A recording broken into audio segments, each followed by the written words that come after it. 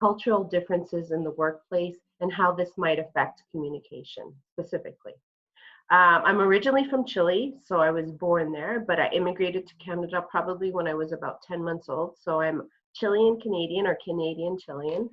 I really adopt well to both my identities, and I have bits and parts of each culture. I'll be sharing some stories today about my own personal experiences so that you have an understanding a little bit about where I'm going with certain ideas and topics. If at any time you have a question, please feel free to interrupt me and we can go through this. It's really great to see that there's some newcomers here, or not so newcomers, and we have some Canadians as well, because the workshop is not just about understanding Canadian culture, it's also about Canadians understanding perhaps the way you might work in the workplace. So what are our objectives today? So primarily what I'm going to discuss is what initiative, promotability, and feedback look like in the Canadian workplace, and how that might relate back to your own culture as well. So we're going to have a little bit of a discussion about, what does that look like in your country, and what does that look like in Canada. We're also going to take a little bit of a peek into what the interview process looks like in the Canadian workplace as well, and what the Canadian employer will be looking for as you sit down for that interview. So what does initiative and promotability mean? So initiative is having the intelligence to act without the instructions of others, the readiness and the ability to take action. Promotability is the readiness for more responsibility. So these are really two key concepts that I wanted to kind of touch upon, because these are really important in the Canadian workplace. Taking the initiative and being independent is something that Canadian employers really, look strongly to. And when you're in that role, how do you promote yourself? How do you make yourself stand out amongst, other Canadians that might be in the workplace, or other immigrants as well, right? So what does that look like? Because that's going to look a little bit different than what it looks like in your culture. And once we get into a little bit more of what those differences look like, you might be able to understand that a little bit more. So a bit of a story. So I worked in Cuba for 4 years. I was the resident director for a study abroad center that specifically took in American colleges and universities. So students who were wanting to come for a study abroad opportunity in Cuba, or wanted to come on a customized 2-week or 3-week program, always academics. So we worked with the universities in Cuba to provide an academic platform for these American students. So one of my jobs was to oversee a group of about 4 Cuban staff that worked very closely with me. And I came into that position with a Canadian mindset. And my Canadian mindset was, okay, I'm going to be a hands-off boss, a hands-off type of leader, someone who is looking towards my colleagues and asking them to be independent in the way that they do their work, self-starters as well. So I wanted to see them self-start projects. So that's kind of the mindset that I really came into the workplace, and I thought, oh, this is going to work fabulous, because they're not used to this, and they might actually like that. They're not being micromanaged. And the first couple of weeks was really difficult, because what I would observe was that they would start working and they would finish the tasks that they knew they had, whether that was at 12:01, and the rest of the time they would just sit and watch the internet or watch movies or do something else. So for me, that was a little bit like, what's going on here? Like, that's your time to maybe start other projects, or do other things that were behind without me really saying it. And so I brought this team together and I said, what's going on here? I really need you guys to step up to the plate, become self-starters, do some of these projects. And they all looked at me and said, no, you're the boss. You're the one that tells us what to do. We're used to working in an environment where we are told what to do and we don't step out of that box. And so I realized at that point that I needed to change strategy and direction, and that I wasn't going to get anywhere with the Canadian mindset that I had about becoming a, independent leader, etc. So what I did was every Monday we would gather together, have a half an hour powwow, and I would list out the tasks and the projects that I wanted them to start working on. It was the only way for them to be cognizant of what they needed to do without me so much telling them what to do, but at the same time they had a task list every Monday. So I didn't change the way that they were used to, because they were used to, as I said, people telling them what to do. So I had to ensure that I was in this environment and that I flexed the way that I was leading to be appropriate to that context. So let's look at this from, some understanding. So, and values really, right? Because values are super important. I'm not going to get into too much detail here about values, but one thing that you should know is that values is what drives behaviors, assumptions, action, etc. And sometimes when we have a clash of values, this contributes to miscommunication, interactions that might be frustrating for both the Canadian employer and for the newcomer as well, right? So the Canadian values, what some of the values that I was trying to instill in my Cuban team was, I wanted to build trust by showing you can do things on your own. I wanted them to be self-starters. I wanted to see that they were interested in doing projects. I wanted them to promote their own individual traits. I wanted to see what they were all about in these projects. That would show me what skills they might be really strong at and what skills they might lack. And direct feedback. So my feedback to them was very direct. You need to do this. You need to start on this project. You need to do that. And sometimes they took a little bit offense to that, because the way you talk in Cuba is not so direct. And the reason for this is because you need to save face or not be insulted by, not feel insulted or not add to insult if you're providing direct feedback. So the feedback in Cuba is more of a indirect type of feedback. And this is because, as I said, you need to save face for self and the others. You don't want to promote oneself because you're going to look bad, right? This is Cuban values, right? I don't want to, the Cuban staff didn't want to stand out better amongst one another, because for them, it was important, the collective group, right? Not the individual. And that goes hand in hand with the way the Cuban government is as well, because communism is more of a collective value, right? Rather than individualistic. Feedback is sugar-coated, right? I don't know if everyone understands what sugar-coated means, but it means that it's nicer than it sounds. We don't want to add any negativity to the feedback. We want to try to sound as polite as we can, right? Any questions so far about the Canadian values versus the Cuban values in this example that I'm providing? Yes, I have a question. Yeah. Maybe it's two. I will start by the last one. You are talking about how Cuba is a communist country. Yes. And how Canadian maybe are somehow not individual, but in the way they go straight on what they say.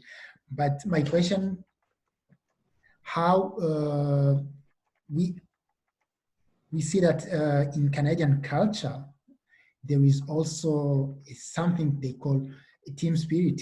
I don't know if they are trying to promote these kind of things, which is Yeah. cool. How can we what is the similarity or what is the difference between those two? This is my first question. My second question is how to manage this transition for the person who is from the being told to the one who is going just to get to be initiative person, and how long this can take from a Okay. person who has been raised in the being told education. Let's get to your second question once I go through more of the slides, because there's more information on initiative and permittability. Okay. But as far as your first question, your second question will be answered, I think, by the time I go through we have some discussion questions to go through, some videos to watch as well, that will help you a little bit understand how to show that initiative or that permittability in the workplace. Is that fair? The Yes. first question, can you repeat it again for me? I said that my question is related to, we are talking about communism in Cuba. Yeah, okay, yeah. And the team spirit, right? The team spirit, yeah. Okay, so as far as values goes, there are some theories that interculturalists like us follow. One of them being Hofstede. Maybe what I'll do is at the end I'll write it in the chat box, because there's a really good website where you can compare different cultures and the different value systems. Mm-hmm. So Hofstede, what he did was he came up with 4 value dimensions, and he said all cultures basically fit within some of these dimensions. One of them being individualism and collectivism. So this is the degree to which a society is more individualist versus more collectivist, okay? And when I say Cuba is collectivist, it's because, first of all, it's a Latin American country. So Latin American countries tend to be a little bit more collectivist, as well as in this case, it's even more collectivist because of their political system, okay, being communist. Now, when we compare individualistic cultures, and I'm going to compare Canada and the US, for example, we find that Canadians, the US are way more individualistic than Canadians. So Canadians, and this goes back to things like the team spirit, when we look at Canadian governments, it's more of social programs for Canadians, right? We take care of Canadians. The government takes care of Canadians. So when we compare it to American society, it's more collectivist. But when we compare it to a country like Japan, which is very collectivist, Canadians are individualist. And this shows in the school and the academic environment, because what are we taught from a young age as Canadians? That it's individual achievement that counts, right? In the workplace, it's the performance management, and that's individual. It's not team-based, right? So those are some traits that we can say that Canada is more individualistic, but they also have collectivist traits. Does that make sense? Yes. Can I offer something? Yeah. So individual job performance is obviously important, showing initiative. If you're a member of a team where you work, and most businesses are, to varying degrees, the trick is a balance. So I think Randall put something in the chat box to the effect of direct or polite feedback. So there's direct and there's sugar coated, and in between that there's getting your point across with some tact so you're not being rude. is in between, yeah. Right? Yeah. Direct feedback is Canadian, but I mean you can have overly direct, like, there's language for it. So a bit of tact and things for feedback, for whether it's an individual or a team. But your individual effort and your ability to take initiative is fine. Whereas in Cuba, they don't want to make themselves look better than anyone else, because they'd rather everyone sort of look at about the same level, so no one's losing face because they're stepping up. But here it's okay to step up, but there's a saying we have here, and it's how you get to where you get to matters. And if you do it on the backs of others, people notice. So a very Canadian trait is if you step on other people, so to speak, metaphorically speaking, to get where you're going, people notice that, and it's not necessarily favored. So it's a balance is what I'm getting at. For sure. Most definitely. And we're going to get to feedback towards the end of the presentation, and specifically looking at Canadian feedback, because it's a little bit different than other types of feedback, but we'll get to that. So I'm going to continue if that's okay with everyone. Okay. Thanks, Daryl, for the info. I hope that answered Elaine's question and was helpful. Sorry. No, for sure. Thank you. All right. Yes? Did someone say something? No, I said thank you. Oh, okay. Okay. So just going back to the Canadian and the Cuban example, right? So for the Canadian employer, remember, showing initiative means starting new projects. It looks bad for you when you don't do independent work, right? We should be looked at. I mean, the Canadian workplace really wants independent self-starters. In Cuba, showing initiative means doing what the boss wants.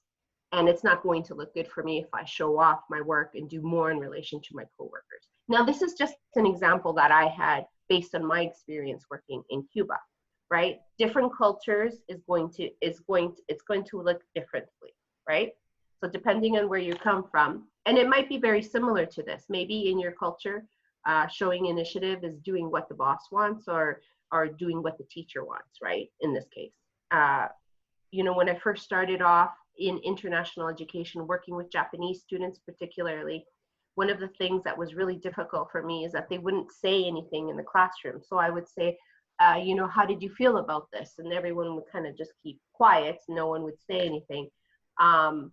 It was very different than the Canadian academic classroom, where students, automatically raise their hands or they interject with observations and comments, etc. It's very common for us to do that, and we need to teach the students that this is something that is going to count towards maybe their participation grade as well, right? Okay, so we're gonna watch a video right now. It's called Speaking Up. So I'm just going to switch out of this and go to the video. Hopefully everyone can hear it well. Well, as you can see, can you hear it? Can everyone hear it? Okay, awesome. Bo, we are generally very satisfied with your work here. Punctuality, reliability, productivity, the quality of your work, all top notch. But we are concerned about the degree of your participation, especially during meetings.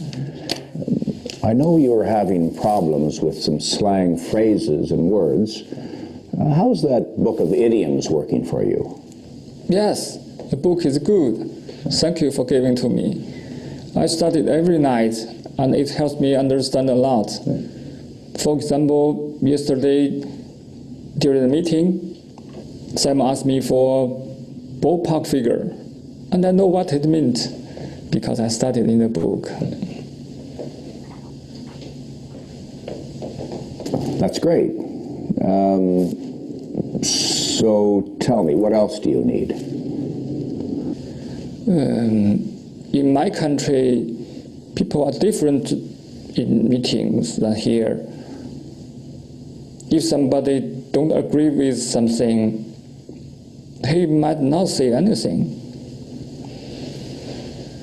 But silence doesn't always mean he have nothing to say. Sometimes the people who say nothing have the best ideas. Chinese people always say, a wise head makes a closed mouth. They do they? Well, Bo, you've obviously noticed that you are expected to speak up here. So why not just speak up when you have something to say? Just spit it out. Old habits die hard. Also, when language is already a problem, it's even harder to speak up.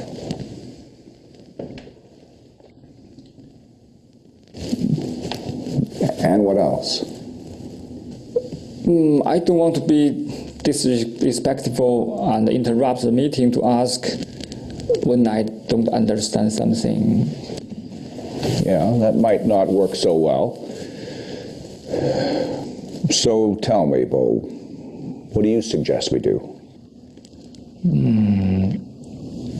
Well, maybe you should say to the people who are running the meetings to ask each person for their thoughts.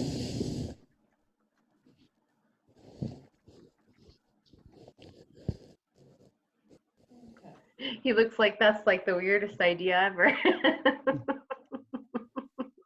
Ask people for their thoughts. Oh wow. So let's look at some of these questions, and feel free to just interact. The focus of their conversation, what did they discuss? Really, what qualities is George looking for? How about qualities that Bo is demonstrating?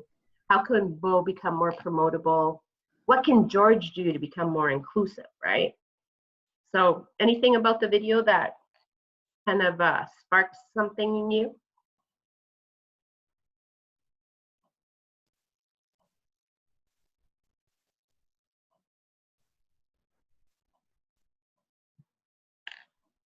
Come on, we want you to be Canadians now.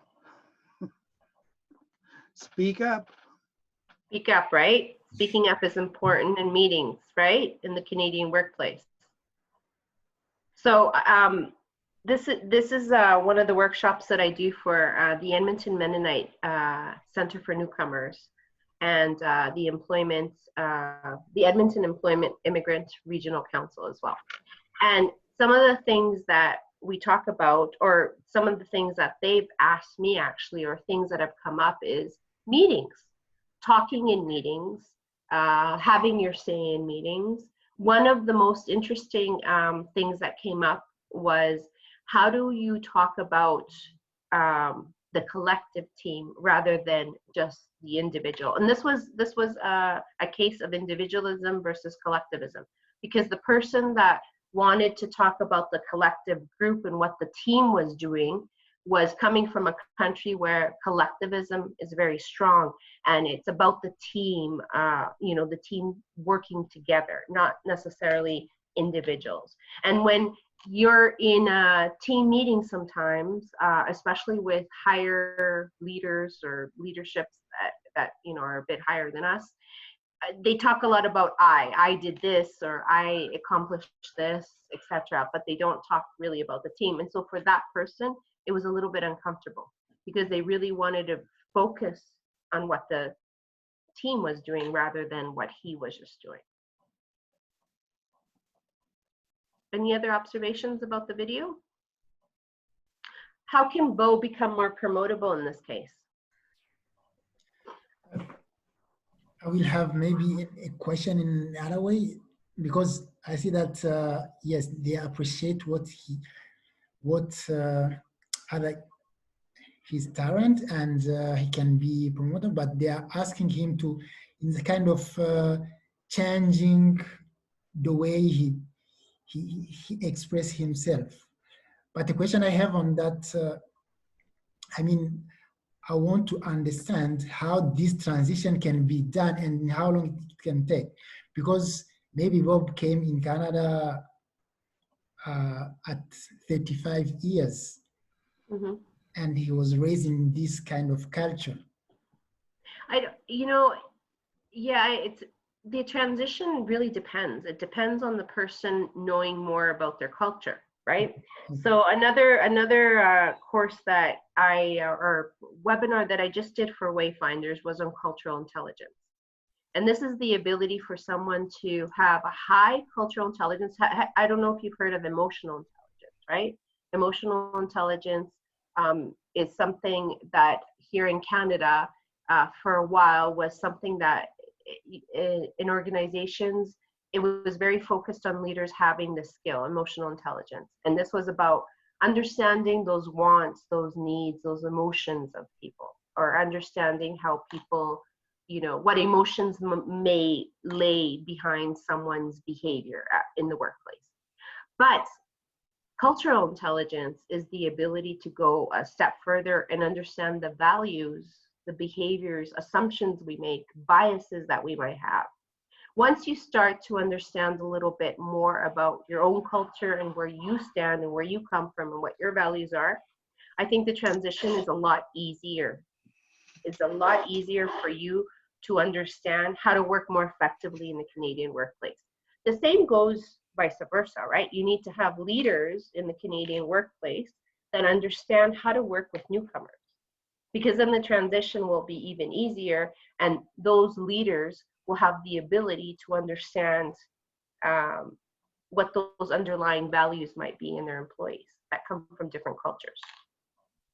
So it just really depends on where you are at, you know, in your cultural intelligence, you know, and there's tools to measure your cultural intelligence as well, to understand what stage you might be at and what stage you should get to in order to effectively work with people that are coming from different cultures.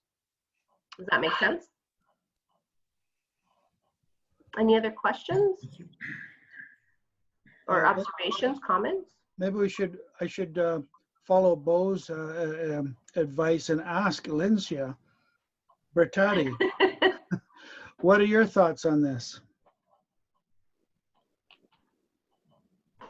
On me, I think like there is definitely a cultural difference, and like everything is different from two countries. When you're coming from a different country to a new country, your work, not only your work culture, your other social like circumstances, your weather, everything plays a role. It's not only the work thing. Like in this particular case, it's of course only in the work culture, but it has to do with everything. Like when a person is coming to a new country, for him to adjust to everything is like a huge steps, right? So the boss, or like whoever is working with him has to understand him, and as well, and bro has to understand.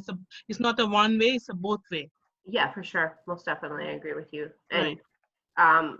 That's why I think organizations are leaning more towards, you know, diversity and inclusive practices, because they're realizing that they're working with people who are different, and what does this look like, right? So it's like a two-way thing. It's not just like newcomers understanding how to work effectively in the Canadian workplace. It's also those leaders that need to understand how to work effectively with newcomers. Right. Any other comments? Observations? Actually, everyone is, I mean, in my case, I'm from India, a different culture, different language, and everything is different. I don't have that much experience in Canada. So, so try to speak up if I didn't understand anything. Mean, try to ask to them what they are saying. So, try to speak up. That's my point, yeah. Well, yeah, and then in the video, you know, he said the bar or the employer says, you know, well, what can we do? And he said, and Bo says it, why don't you give people the opportunity to, you know, speak up?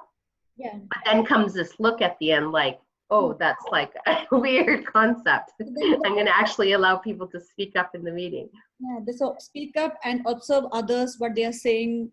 Yeah, that's try to observe what they are saying, what they're talking, and the way of their everything. Yeah, then only we can understand. Yes, exactly. Thank you. It's interesting. I just want to add that the environment that we're creating with the IT team at Wayfinders is not a typical workplace. Just to be clear, we're less formal, and in some ways more like a club. And again, not to Litzy, but just for those. I mean, Bertati, you've worked in a Canadian workplace for various periods, and you know that what we're doing at Wayfinders is not really typical of a Canadian workplace. I just thought to put that out there. I think it's a stepping stone that you know can help you understand better how Canadians think and interact. And myself personally, I'm not an authoritarian type at all. Whereas in a Canadian typical workplace, you will probably find a lot more people who are more directive by personality, that Yeah. they will insist on things being done a certain way. I've worked with people though who really did seem to say, we don't care how you get it done, just get it done, and we know you can. Yeah. Yeah, exactly. Good points. Okay, sorry. All right. No, that's okay. No, sorry, that's a Canadian thing. Yeah, that's definitely a Canadian thing. Sorry and excuse me. Excuse me. Yeah. Sorry. Yeah. All right. Okay.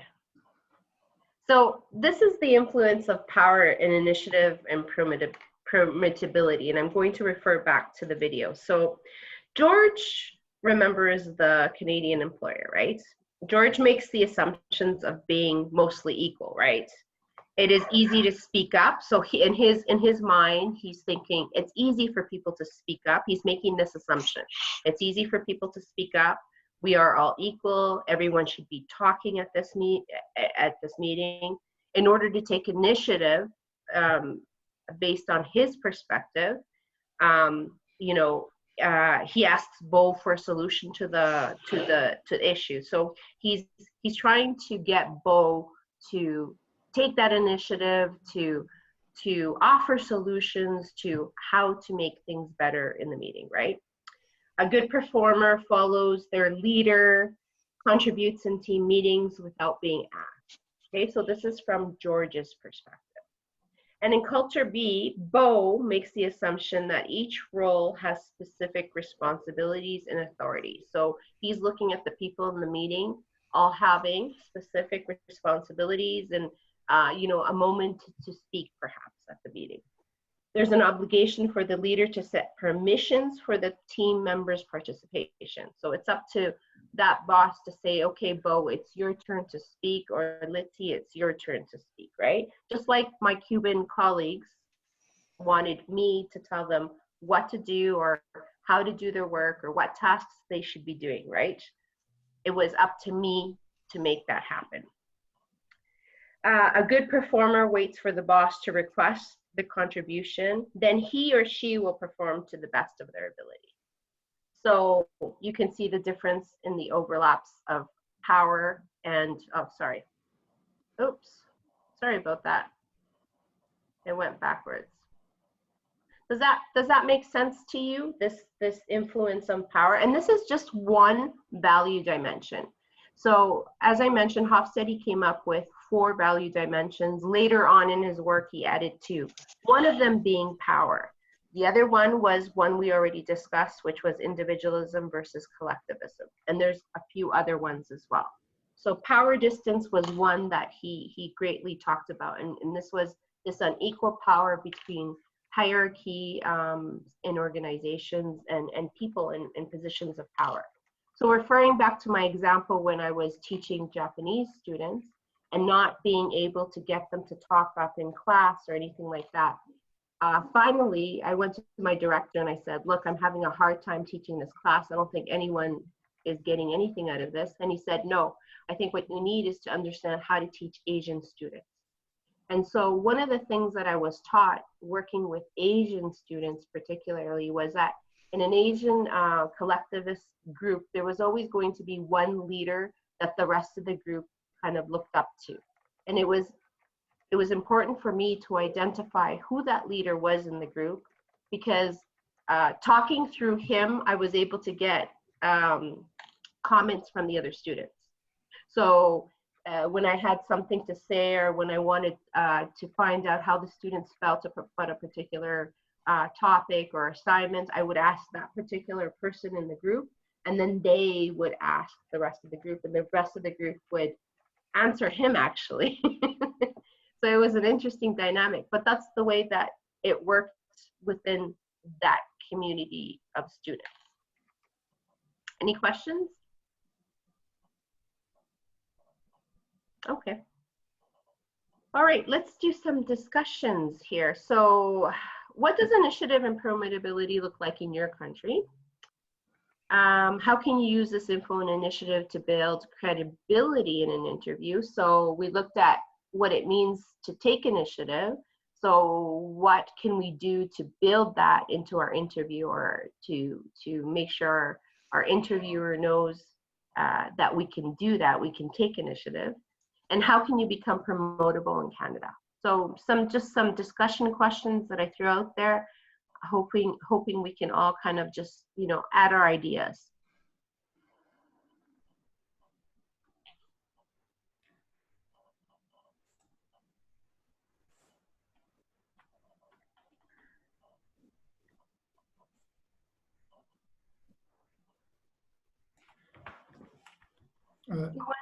Mm-hmm. Okay, as I said, I'm from Burundi, Mm-hmm. and even in our culture, it's the difference is not big with people in Asia, but we are having some changes with the people who working for the international companies, where Mm-hmm. where they are getting opportunity to work with people with other culture, and they are promoting some new ideas. But for the initiative, it's something which is including our culture. But the way to do that is, yes, you have an initiative, you do it, but make sure that it's not in opposite way with your boss, because it can be bad. Maybe you can, some of they can think that you are trying to Be better than them. yes, and this can sometimes block initiative, but it's something which is there. And for the promotability, again, it's not sometimes not related to the person who is working hardly, because maybe the people are not moving a lot, Mm-hmm. and we have people who are on the same position for long years, Yeah. and sometimes they kind of tend to block the people who are trying to emerge, and Yeah. this it's a kind of conflict which is there for young and not, I will not say old people, but senior teams. Yeah. Yes. Yes, and that's very typical, like, of an African country, correct? Where hierarchy is very strong. Yes. You know, a lot of positions are based on seniority or who you know as well, right? Yes.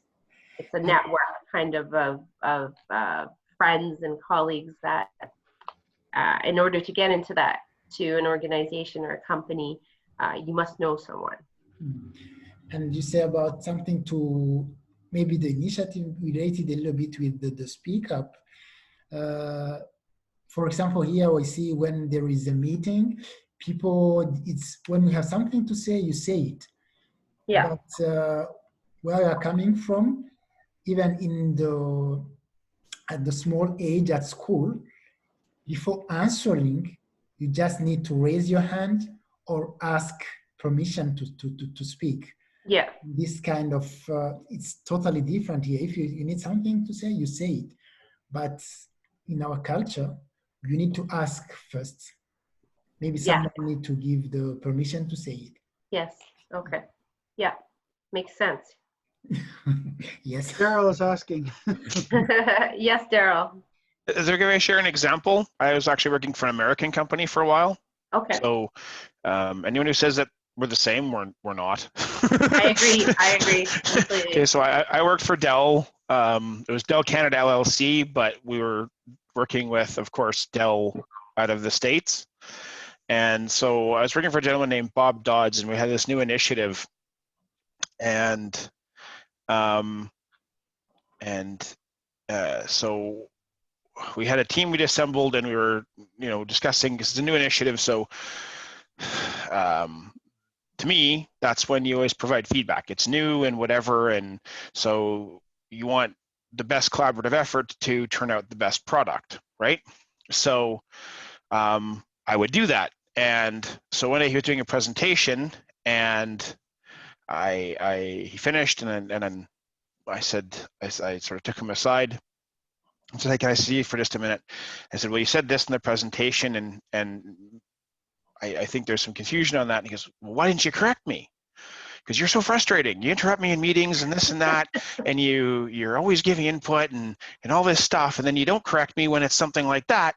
I said, and I looked at him like I was horrified. I'm like, and he's like, "What?" I said, "Bob, I would never correct you while you're presenting." I says, "When we're in discussions in the team in a closed door with the initiative we're working to present, I will give you all the feedback." I says, "Once we settle on the directive and you say it goes this way, I will follow it to the letter, whether I fully agree with it or not. I'll give you my feedback, but I would never interrupt you in front of a room of people and correct you."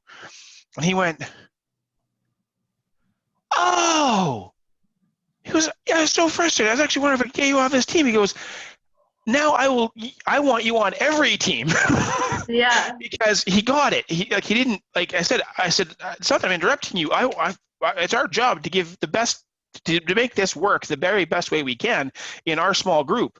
And that's where I'm trying to give you the best feedback I can." I said, "You're presenting in front of people?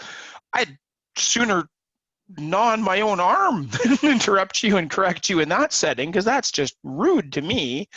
And so it was a really interesting discussion. And then from that point on, we got on great. We developed a great product, and it worked out really well. It's actually a service, but internally. But it was a really interesting thing. And he's like, "Why didn't you interrupt me?" I guess I would never. You're in front of a bunch of people. That's just not going to happen. Yeah. And all of a sudden, our whole relationship changed in that one key conversation. So what I can offer for this is, if you don't always feel comfortable speaking up in the meeting initially, do see someone after and offer your insights. So if you don't feel comfortable in the group setting, and hopefully eventually you do, but initially it's hard, and I get it. But then see someone and offer. People do want your insight. That's the whole part of working together. So in here anyway. Yeah. And again, some people don't, and you'll find those managers. So this is also, you'll run into individual issues. But yeah, so anyway, I just thought I'd offer that up. No, that's a great example. And it's something that a lot of people, and I worked with Americans in Cuba, so I know that they are completely different than us, way more aggressive and direct. And and comments were always made, "Oh, you're too Canadian." Because I didn't want to butt in line, for example. Yeah, I just say too that I grew up on the Canadian border in Sault Ste. Marie, Ontario. There's a Sault Ste. Marie, Michigan across the bridge there in the Great Lakes. And so we had a lot of tourists, American tourists, who come up. And you could tell that they were so, well, we took them as being very arrogant, and they were very blustery. Like, what the hell do you do that for? And me, I guess, not just being a sensitive person, but a Canadian, we would never talk to people like that.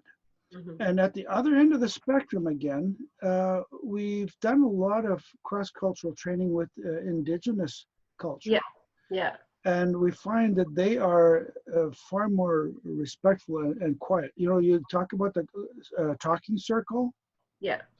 In the community affairs, they have either a drum or a feather or some kind of maybe a peace pipe that they pass around, and only the person holding that item is allowed to speak. And when you're done, you pass it to the person next to you. Yeah, a totem of some sort. Yeah. Yeah. So, but it became clear to me then, how very, very different our cultures are. Even in Canada, being French and English essentially.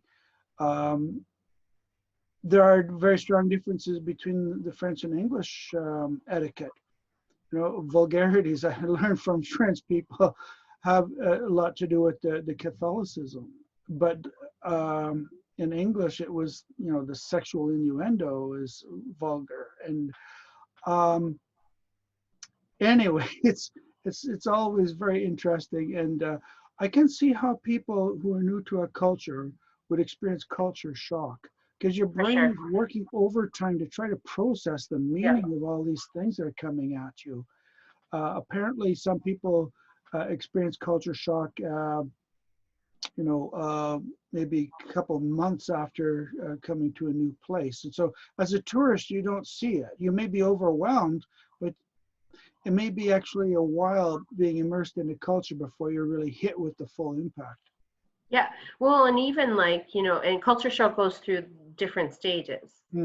But even I remember I lived in Chile for 4 years, and coming back to Canada, I felt like really tired and depressed, and just like it was hard for me to get back into the swing of things. And I remember going to the doctor, and this was before I did any work on intercultural, and he said, it sounds to me like you're going through culture shock. And it was the first time I kind of realized, hey, culture shock can be reverse culture shock as well, where you're coming back home and, it's different. It's been 4 years, your friends aren't the same, things have changed here. Processes and communication is very different than from where you were. So it could be both aspects, that you suffer that type of shock. And just one more note on this relating to initiative and promotability. Yeah, we'd like to see people aggressively doing their best job, not like Daryl says, not stepping on people to get ahead, but really getting the job done efficiently and effectively. And what I learned about the Indigenous culture is that and I may be wrong, I shouldn't be speaking on their behalf, but I get the sense that if you're trying to get ahead, that's perceived as being selfish. There are people who tried to start businesses on the reserve or on the First Nations, and they were held back because they were seen as hoarding the resources. And it was in a more of a genuine, authentic, let's say, communist type of society where everyone is equal. And so when they come to the city and were looking for work, promoting yourself did not come easy. Saying what all kinds of great things you're capable of doing, that you need to be humble in that culture. Yes, yeah, and in a lot of cultures too, right? It's that saving face, protecting, the other person from, or protecting yourself as well, not standing out. In Japan, they have a saying, the nail that stands out, something to do with the nail that stands out is different than the rest, and it shouldn't be. So it gets hammered. Yeah, that one. Yeah. All right, any other comments regarding this discussion? For this, for selling yourself, which is not maybe easy because in many countries where they are trying to teach people that maybe just work hard. I mean, your work will talk itself, not trying to talk a lot. Right, your work will show what your skills and talents are. Yeah. And at the end, you don't know how to talk about yourself. But here we want you to talk about yourself because we are more individualistic. So we want to,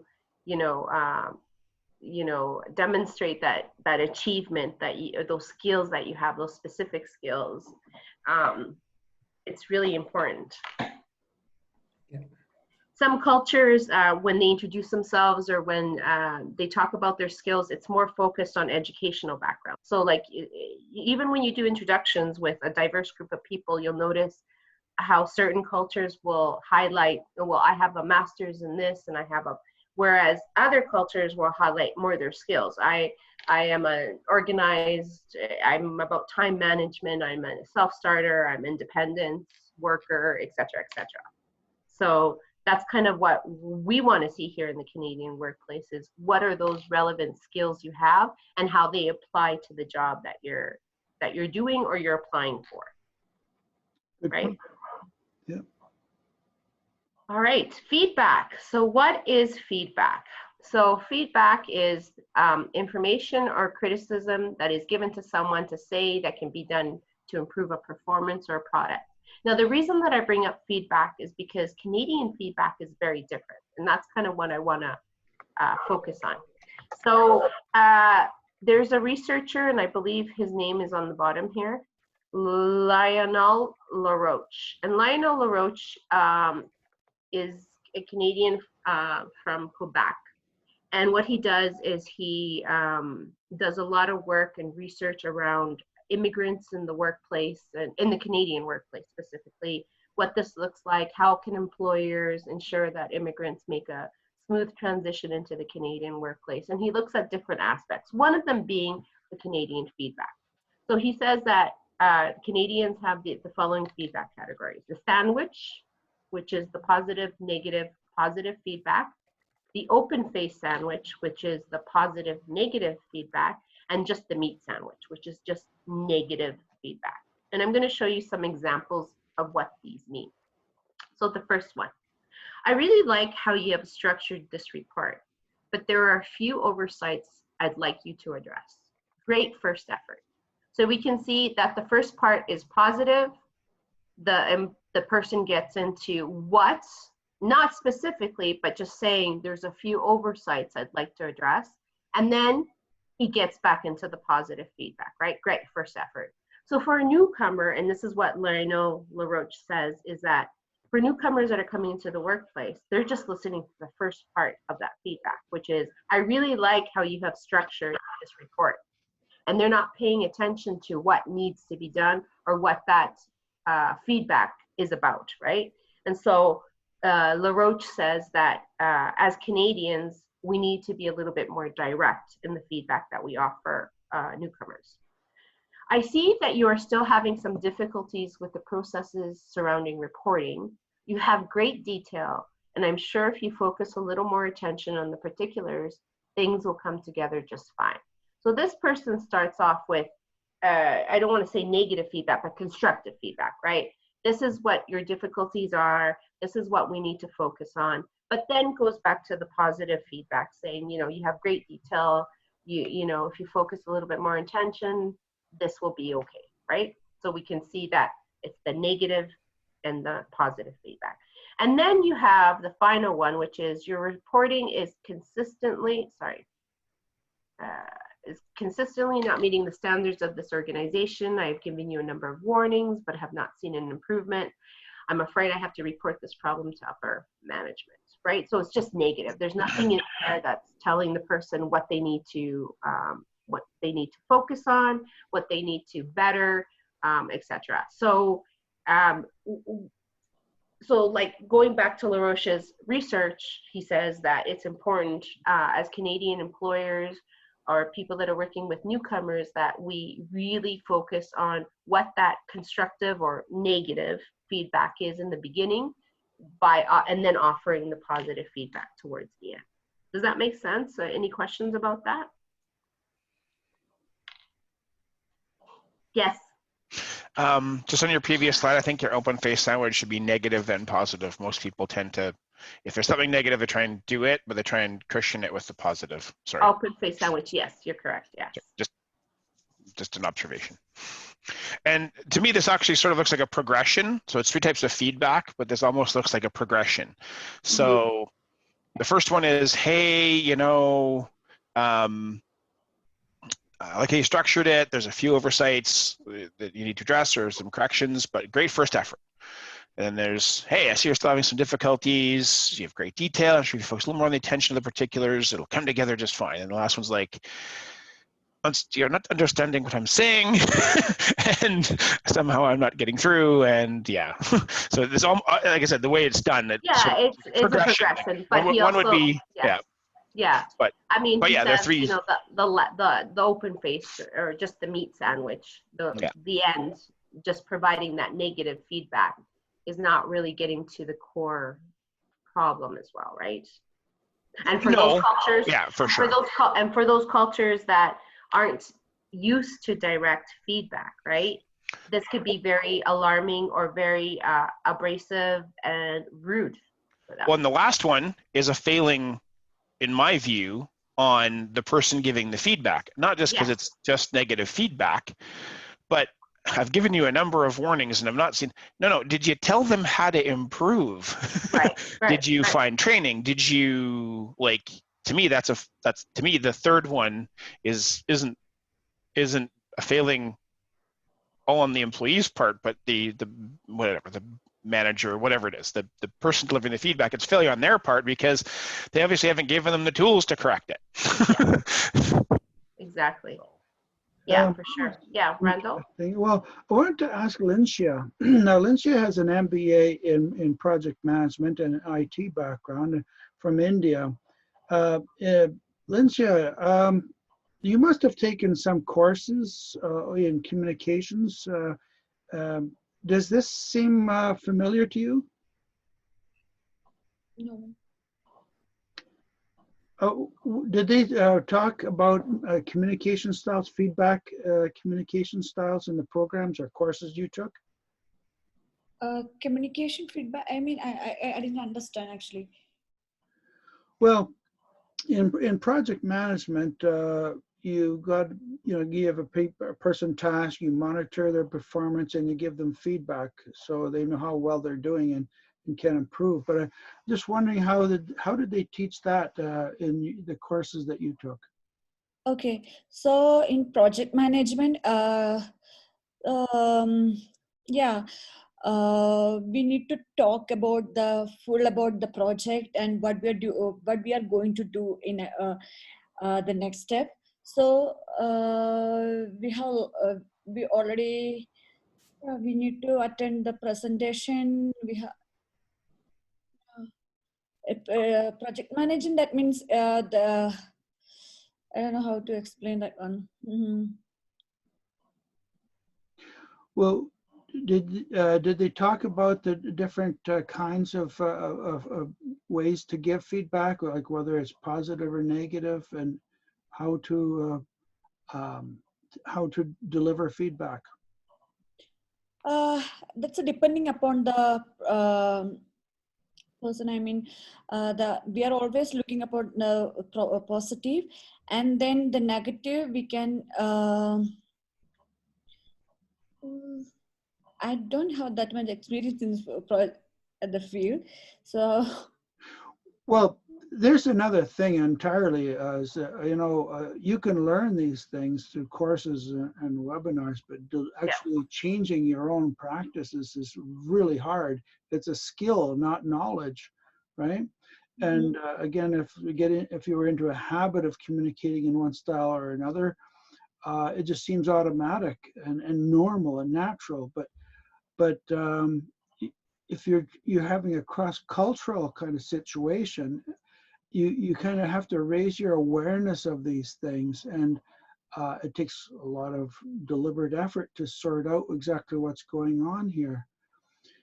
And we have plenty of bad managers in Canada, as we have everywhere in the world, people who are not good communicators. They're not very empathetic, or there's this other thing that gets layered on top of this that is it's called the Peter principle, and people get hired upward until they reach a level of incompetence, and they don't get fired. They stay there. They don't get better. Also, a lot of people get hired to be managers because they're good at the job they do. But they get into management and they want everybody to do exactly the way they did things, or they just want to do it themselves. They have no concept of supervision. Anyway, just some other thoughts to throw into the mix. For sure. No, thank you. All right, let's move on to interviews. So first impressions really do count, right? Employers make decisions about the job applicants in under 7 minutes.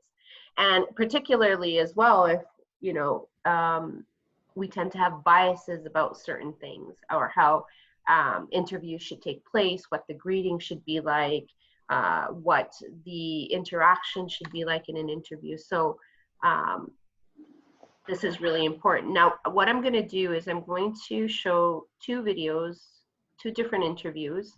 And what I want you to focus on here are the greetings, the introductions, the handshake, nonverbal communication that happens, and the small talk that happens as well. And we'll come back to that. So I'm going to go to the video.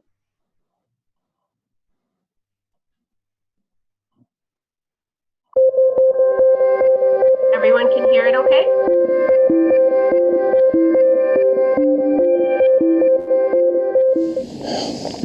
He did call to say he'd be late.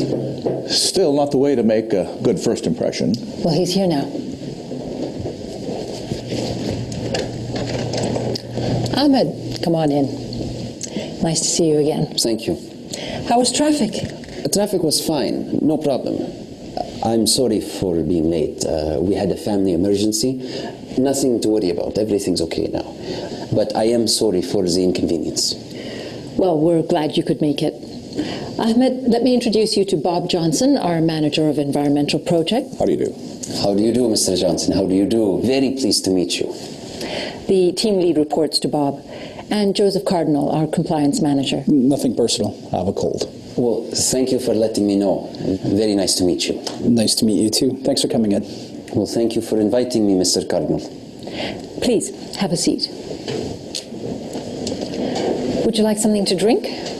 Do you have coffee? Yes. With sugar, please. You don't find our coffee a little weak? As long as it's sweet, I like it. Speaking of coffee, I noticed a Montreal Canadiens mug in the lobby. Is not everyone here Oiler fans? Well, everyone in our group certainly is. You like hockey, do you?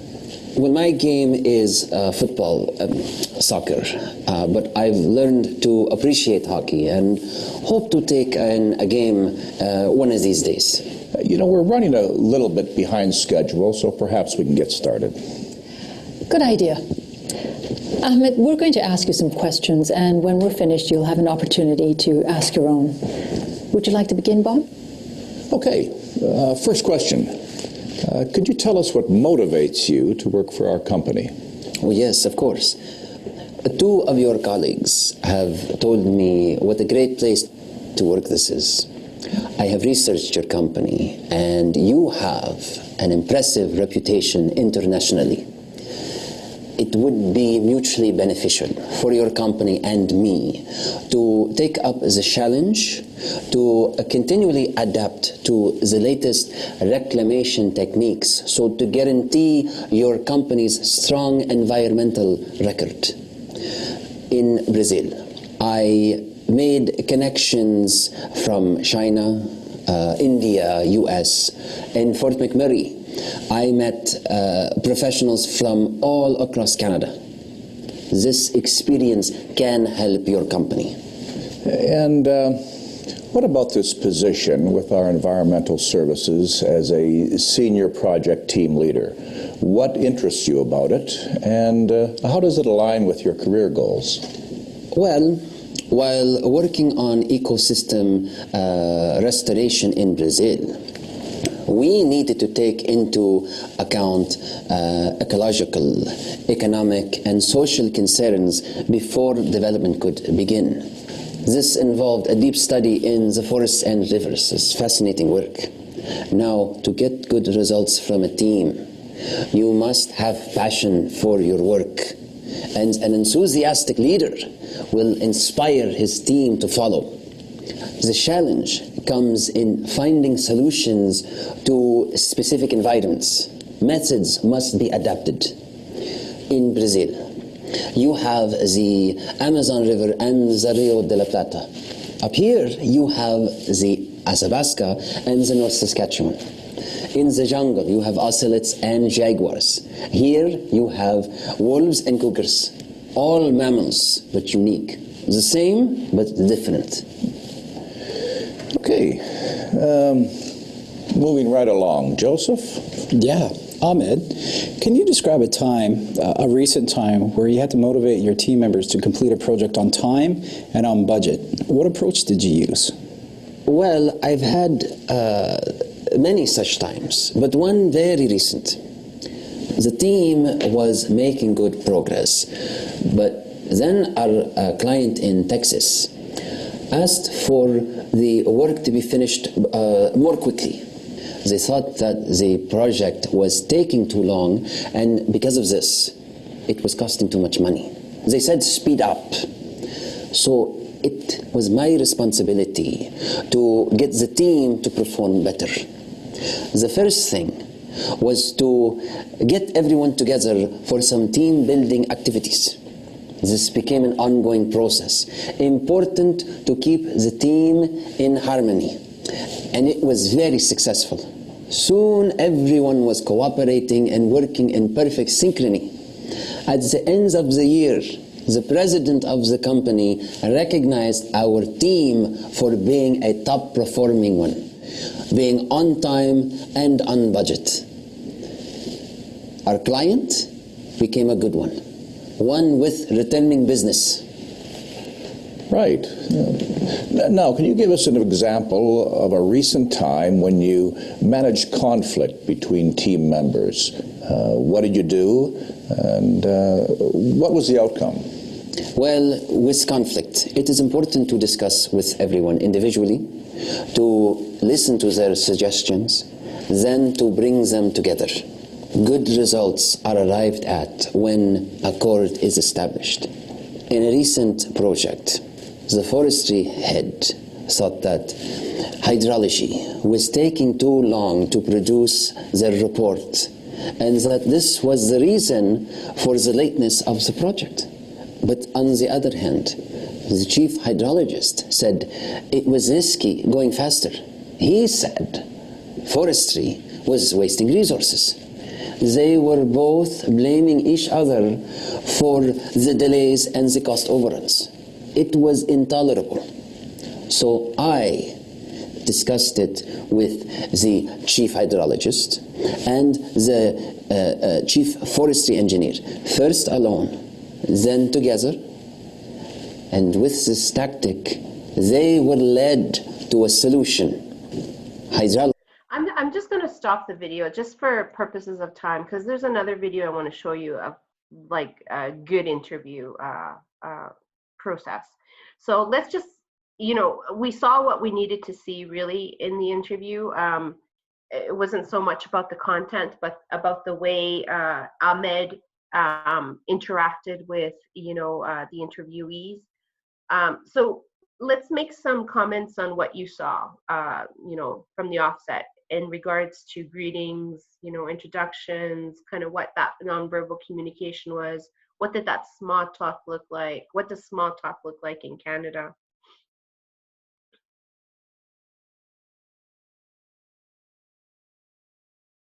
Anyone? How did you find Ahmed in the interview if you were interviewing him? Did he get to the point? Did he answer the questions? What's the first thing that you noticed? He arrived late. That was one of the first things, right? So he apologized, but what did he say? He said, I apologize, something came up with my family, right? So in cultures that are very collectivist and things like this happen, it's just normal to just take that as a normal behavior. If something comes up with the family, that's okay. Family's more important than work. And so that's why he brought it up, right? This is something to do with my family. I'm really sorry, thinking that the other side will comprehend and understand that he came late. But here, coming to an interview late is not really looked upon favorably, is it? Randall, I think you're on mute. I'm just going to direct that to Bertati, since she has had experience with interviews in the Canadian context. Bertati, what do you think? Exactly, like when Ahmed was coming late to the interview, he should have informed that before coming to interview. Like he had some family emergency and he was running late or something like that. It should be informed before. And the second of all, if it is like what kind of emergency, like is it like something urgent, like he has to do it that time, or it can be done little later. That's the other thing.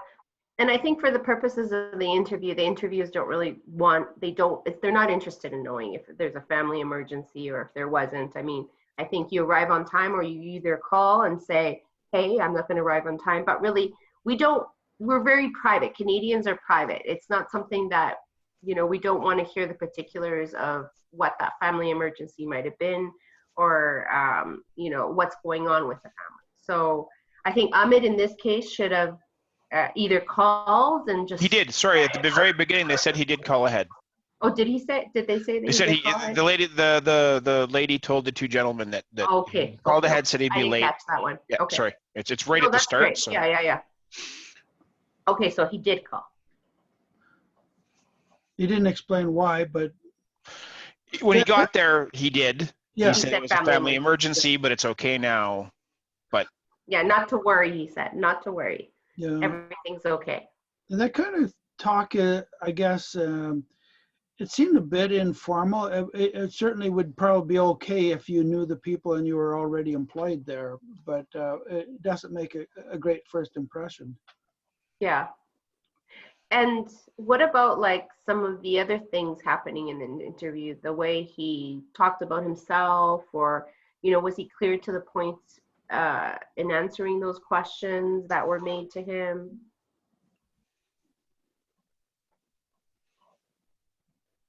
He kind of went in a roundabout way. Would everyone agree with that? Kind of the way he communicated was very, in a roundabout way without really getting to the point of the direct point of the question. Did you notice the handshake as well in the beginning? They really focused on the handshake because it was a hard type of handshake as well. They specifically focused the camera in and on the handshake. Okay, let's watch another interview here. And I'm going to stop it as well. We don't need to listen to all of it, but the main points.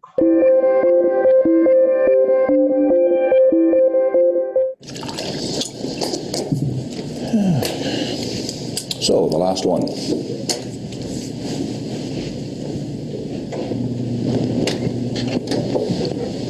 Louise, good afternoon. Come on in. Hi, Sashi. Thanks for asking me back. Thank you for coming in. Louise? I'd like you to meet Bob Johnson, our manager for environmental projects. Hello, Louise. How are you? Fine, thanks. Nice to meet you. And Joseph Cardinal, our compliance manager. Welcome. Sorry, I have a cold. Excuse me if I don't shake your hand. It's that time of year, I guess. I've been lucky so far. Louise, please have a seat. Make yourself comfortable.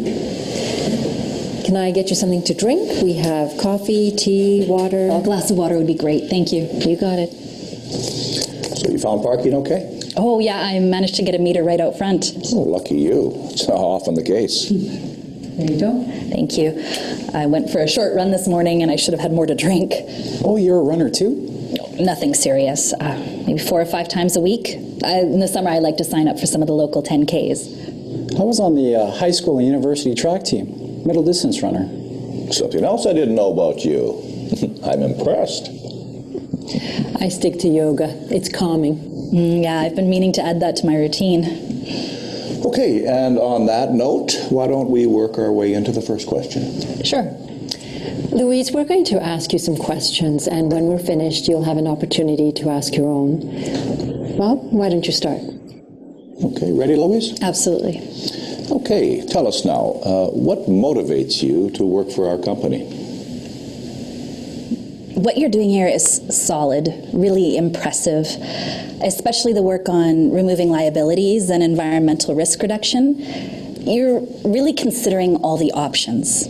It's truly exciting and forward-thinking. I'd like to contribute from my background in water resources management. Okay, so what interests you in this position as senior team leader with our environmental services group? And how does it align with your career goals? I've been building leadership skills in every job I've had since graduating from university, but now I feel like it's time to focus those skills toward more long-term goals. I think I know how to build confidence in a team and lead them to consensus. I'm especially good at managing long-term goals, setting expectations and achieving results. I'm really attracted to the prospect of working on multiple projects. And from what I've learned, your company is involved in lots of interesting and challenging ones, as well as maintaining the leading edge on balancing development and environmental concerns. Describe a time recently where you had to motivate your team members to complete a project on time and on budget. What approach did you use? It's interesting, you should ask that. Due to the early freeze-up this year, we had to shift gears right in the middle of a project. Losing time meant losing money, and as it was, we were already on a tight schedule. So I decided it was time to be proactive. I called the team together, reviewed the data with them, and in a very short amount of time, we managed to reshape our priorities and reallocate our resources. We, with a lot of hard work from everyone, had the project back up and running within 5 weeks. We completed it last month, bang on budget, and only 6 days beyond the initial time estimate, all to the client's satisfaction. I was really proud of our team's achievement. Okay. Now, can you tell us a time when you managed a conflict between team members? What did you do? What was the outcome? And would you do anything differently next time? This is with the same team. I think I can outline the general picture without betraying confidentiality. Anyway, 2 of the team members couldn't see eye to eye on anything. And they were both in the habit of coming to me individually with any suggestions or concerns. Eventually, I realized that this was detrimental to the team. So I told them that I appreciated their input, but in the future, anything they had to say would best be brought to team meetings. I recognized that it was important for everything to be out in the open and for every member of the team to feel that their opinion was valued. It took a little longer this way, but in the end, I think it was good for team morale. And what would I have done differently? I learned a lot about the importance of setting team expectations and ensuring that everyone follows the rules, and about how important it is to act decisively and proactively to avoid conflict in the first place. Okay, well that's it for me. All right, so just another interview here to kind of show you 2 different styles of interviews. Any observations on the same things for this interview with Lewis? Greetings, introductions, nonverbal communication. What did that small talk look like?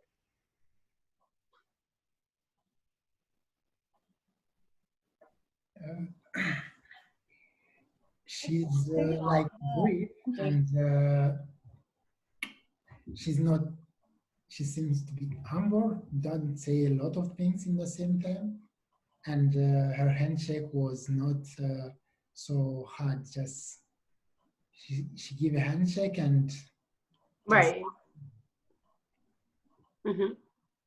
Anything else?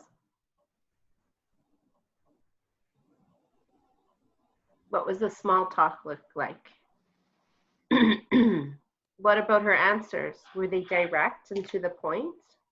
Actually, I like this way of communication, and then his eye contact is very effective.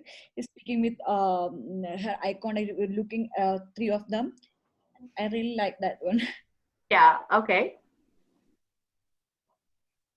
Anyone else?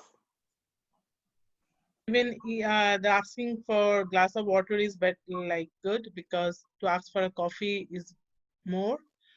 Glass of water was better. Right, because Ahmed asked for the coffee with the sugar and the cream. But I mean, sometimes it's okay to ask for that here. I'm not sure. I think it was highlighted more to the fact that he was arriving late and then he was asking for this coffee with sugar and cream at the same time. So it was like, maybe having a little bit of a conscious that I'm arriving late and let's get to the interview. Let's not waste anyone else's time. let's proceed with the interview. Anything else?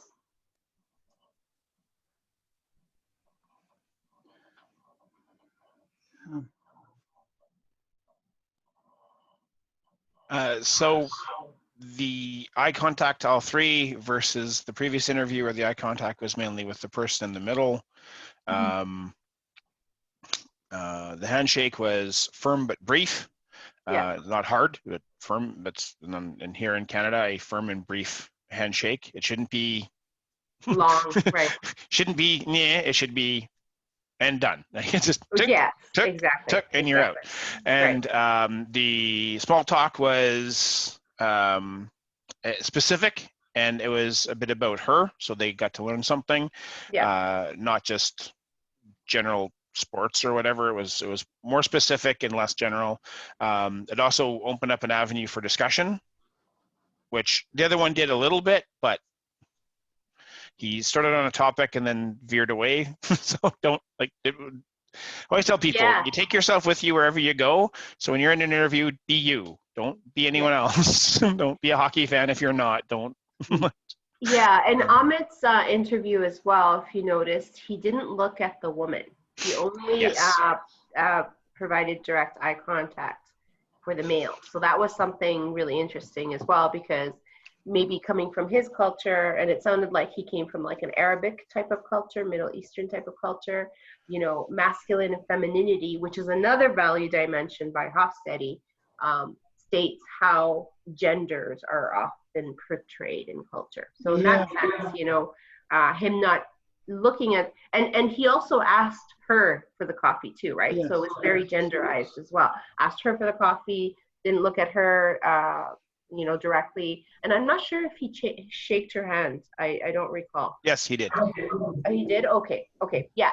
And like Daryl says, there's different forms of handshakes, right? Like, you know, in certain cultures, handshake and a firm handshake and a longer handshake is something that's super important in that culture. For example, Arab cultures, it's very important that the handshake be long and lingering.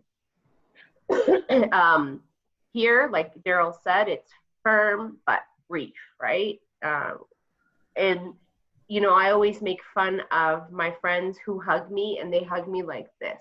They do this. Because in my culture, that's totally not, it's something, it's almost disrespectful. It's like, oh, you're kind of like a friend, but not really. So like you either hug me or you don't do this, you know? So it just, when you talked about the handshake, it brought me back to that example, you know? The other contrast I did note was he was talking a lot about what he did and how he met people from different places and how he did this. And she talked a lot about, there's some about her, but about how the team came together and how the team delivered and how, and she was much more inclusive on the that. Team dynamics. Yeah. And also she is always speaking like a smiley face. Yeah. I mean, he was smiling too, right? I think they were both friendly in the sense of smiling. It was just other nonverbal cues that were a little bit different.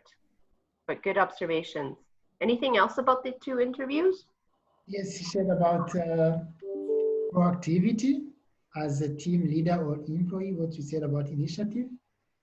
Proactivity is something which is very crucial in work environment.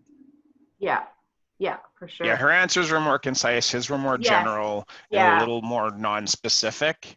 When people want to tell you about a time, when, they want to know about a time. When I was working for Dell and I was on a team taking care of customer service, this is what happened. This is what I did about it, or how I tried to facilitate the whatever, and this was the outcome. Don't wishy-wash it. Yeah, and specifically, you know, responding to the skills that the particular position is asking for, right? So how you would tailor your cover letter is almost how you would tailor your interview, is that you have to be very cognizant of what the position is asking for, what the company is looking for, and gear your answers towards that. Because there's no point in saying, oh, I did this in Brazil and blah, blah, blah, if you're not really pinpointing how those particular skills are going to be relevant to that particular job position. Yeah. So good point, Daryl. One thing I did like from the first interview was they did say that they researched the company. Yeah. So it's a private company. Yeah.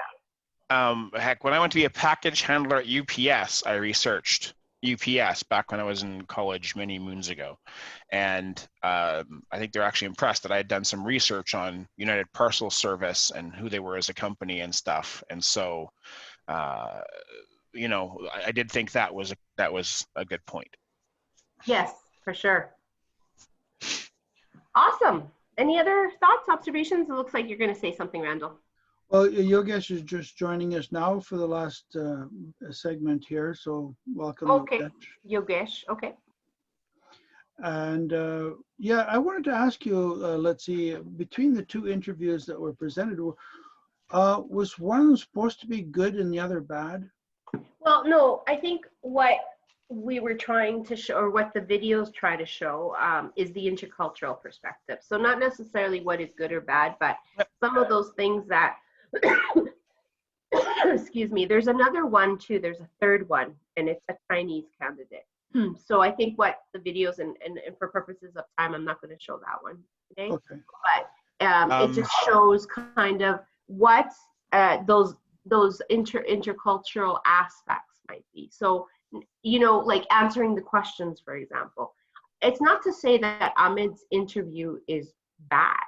It's just, was he to the point? Was he answering the questions? What did some of those nonverbal cues look like? You know, is showing up late to an interview appropriate? Those types of things. How about eye contact with all of the panel and not just the masculine? So it's talking about those aspects more so than, oh, this guy sucks, or she was better, or whatever, you know? Yeah, they both had positives and negatives, I think. Yeah, for sure. I've done. I mean, his experience was great. He had some great experience that could have been relevant for the company. Did he you know, portray this in the interview though? Yeah, I've a couple tips, because I used to do technical interviews for Dell at career fairs, so I've done quite literally hundreds of them. One, be yourself. Two, so be yourself and genuine. Two, be confident, not arrogant. There's a difference, and interviewers will figure it out. Sometimes the line is narrow and sometimes the line is wider, but there is a line. Yeah. And so be confident in your abilities, and then fit. So like you tailor your cover letter, tailor your interview to how you will, what you can bring to the job and how you would be a good fit for their organization or that team or that job. Yeah. Yeah. On that note, could I add from my wife's experience, and she was a programmer, but years ago, she got interviewed for an IT programming job.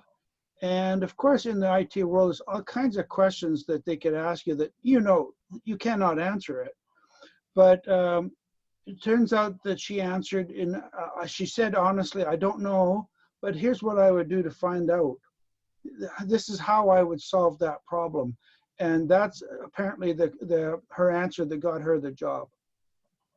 Really? Yeah. Yeah, and in IT, that's not even uncommon. I don't know should be an acceptable answer, so long as you follow it up with, but this is how I would go about finding out the answer for the team or for the problem or whatever, because that's important. Like, don't make stuff up.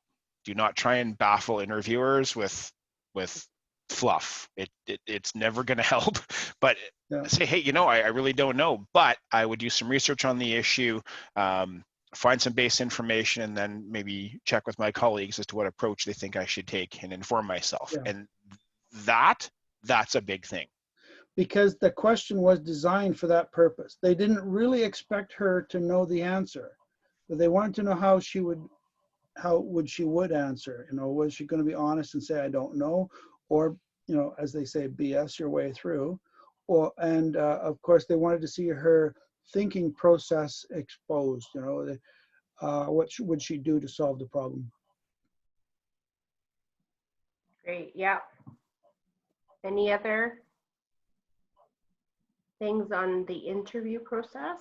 So self-promotion in a job interview.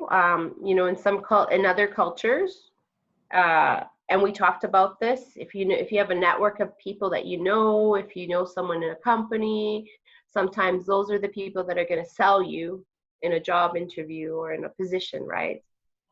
And why is this? Because of hierarchy and just the way certain things work in different cultures. For example, in China, we have what's called the guanxi, and the guanxi is a network of interpersonal relationships between relatives and people you went to school with and maybe people you worked with in the past, and you all interact with one another, you do favors for each other, you help each other out, you help people that are kind of related to you out. So that's how people kind of get in those positions in those types of cultures. Whereas here, we need to sell ourselves, right? We need to really do a good job of showing what kind of skills are relevant for that job position. How are we going to, you know, a lot of the questions that are asked in Canadian interviews are behavior related. So taking an example of what we might have done in a previous job and really focusing on how that can be applied in the Canadian workplace. So interviews, and you know, when I came back from Cuba, because I worked in Cuba for 4 years, and then I came back to the Canadian workplace, you know, even me being in an interview was very difficult. And I've been through the Canadian interview process tons of times. But it was really, you know, having to kind of, I hadn't been to an interview in many years. So it was really focusing on those behaviors and those skills that I was good at for that particular job role. And that was tough to do. So I can imagine how difficult it would be for someone coming into Canada to do, you know. Any questions on self-promotion in a job interview?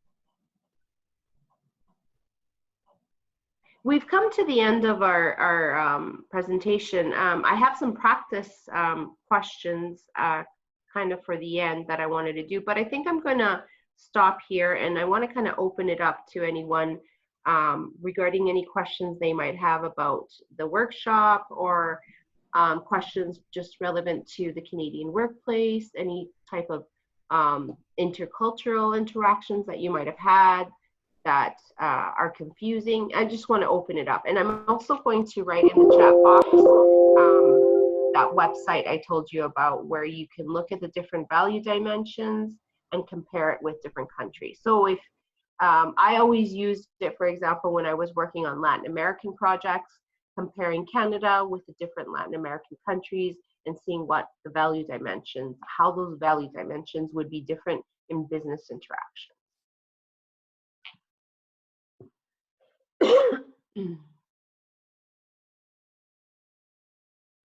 I'm also going to leave in the chat box the leading researcher on cultural intelligence, Dr. David Livermore, and he has great resources online, as well as webinars on YouTube and books that really talk about how to become more culturally intelligent.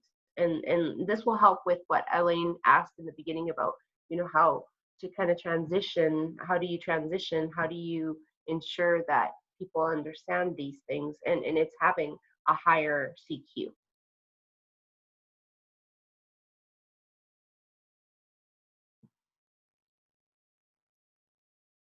Any questions?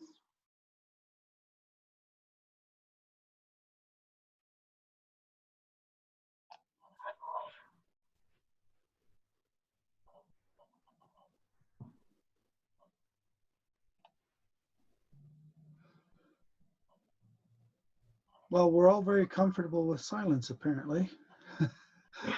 And that's a good thing in certain cultures, actually. Yeah. I know where Litzy's coming from, though. I mean, adult education, facilitation, sometimes you really have to wait for people to formulate their thoughts and questions and build a yeah, for sure. answer. Too many presenters. Are any questions? No? Okay, we're done. it's not conducive to a conversation. I would want to add that I guess what I've been studying lately is collective intelligence. And the two, collective intelligence and cultural intelligence, are very much integrated. Litzy's been talking a lot about teams, and I think it's becoming more important over time, the role that team plays, because the diversity on a team creates a kind of new level of intelligence, a synthetic intelligence that is greater than the intelligence of any of the individuals. And a team that is well managed builds on that, brings out the diversity, whether it's personality or gender or cultural differences. A good supervisor is able to tap into those differences of opinion and not only get more answers, and not even get a consensus, but to generate new ideas that no one originally would have thought of on their own.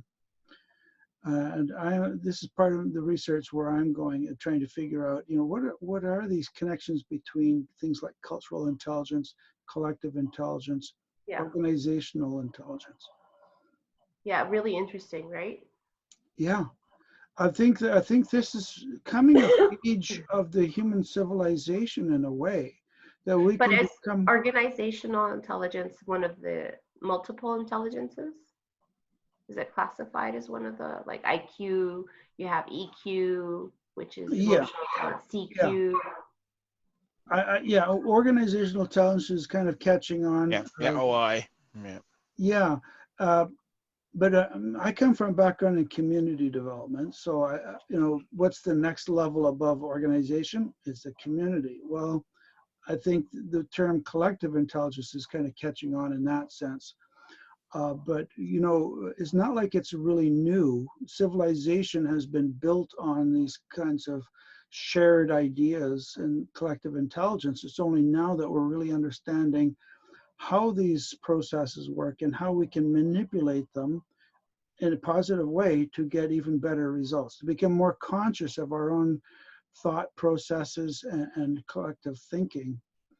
So I think that, provided we get through this COVID pandemic all right, humanity has got a really interesting future ahead of us.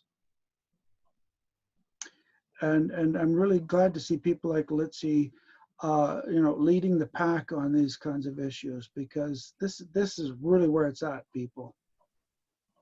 Yeah, for sure. And it's up and coming, I believe, too. Yeah. Especially with all the talk on inclusive organizations, right? Like, how do you become inclusive? That's a question that everyone has, is how do you become more inclusive? And one of the things is that having leaders who have high CQ is one step in becoming, and them understanding how to work with differences.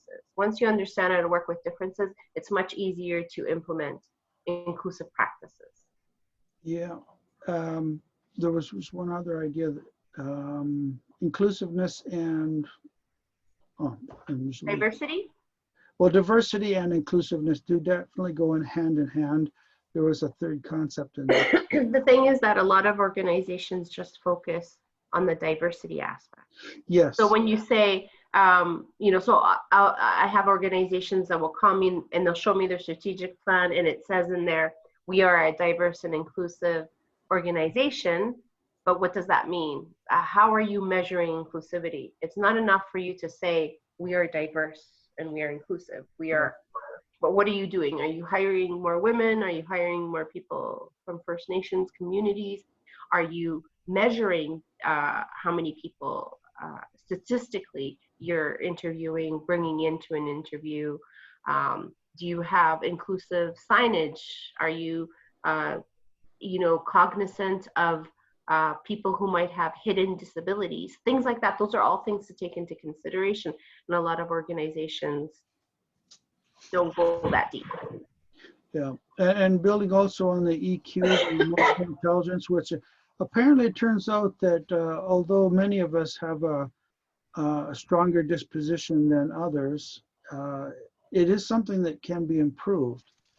For sure, most definitely. you may have trouble raising your IQ, but your EQ is more flexible with some guidance. Yeah. And so I wish I could recover whatever thought it was I had a moment ago. I'm sure it was brilliant. But any other questions before we sign off?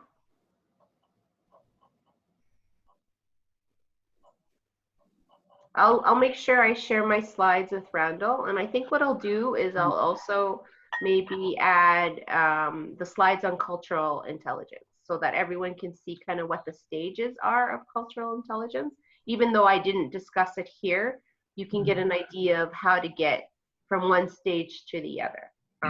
So that might be important for you going into the workplace and trying to strengthen that aspect. I don't know if you have noticed, but I've been recording this session so that others can see this later on. I hope nobody has any objections to that. It's not going to be like widely broadcast. It's just for internal purposes. If there are no other thoughts, then it is 5 minutes to 8 o'clock. And I'm glad that you were all able to attend. Thank you for coming. Yes, thank you. And I know there were others who were not able to be here but wanted to. So that's the main reason why I've been recording. So I want to say a big thank you to Litzy. Thank you. Thank you. Thank you. It was a Thank you, pleasure. Litzy. Thank you. It was a pleasure. Thank you, Lindsay. Thank you. And so we'll You're just welcome. end on the note that we started, round circle and coming through. Remember to breathe. Remember to breathe, okay?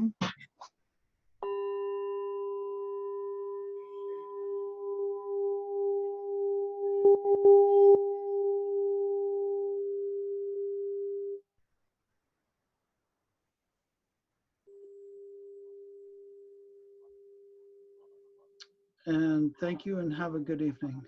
Thank you, Randall. Thank you, everyone. Thank you. Thank you. Good night, everybody. Good night. Good night.